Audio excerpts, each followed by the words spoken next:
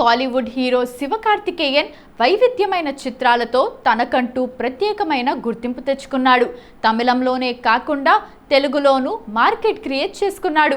ఎలాంటి cine background లేకుండా ఇండస్ట్రీలో అడుగుపెట్టిన శివ క్యారెక్టర్ ఆర్టిస్ట్గా కెరీర్ ప్రారంభించి తన స్వయం కృషితో 300 కోట్ల బాక్సాఫీస్ స్టామినా ఉన్న హీరోగా ఎదిగాడు.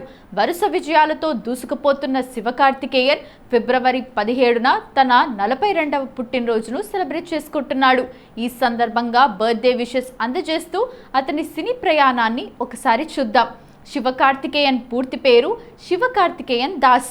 1985లో ఓ తమిళ ఫ్యామిలీలో జన్మించాడు. కాలేజ్ డేస్లో కల్చరల్ ఈవెంట్స్ జరిగినప్పుడు స్టేజ్ మీద మిమిక్రీ చేస్తూ ఉండేవాడు. ఆ తర్వాత దాన్నే కెరీర్గా ఎంచుకొని మిమిక్రీ ఆర్టిస్ట్గా టెలివిజన్ ఇండస్ట్రీలో అడుగుపెట్టాడు.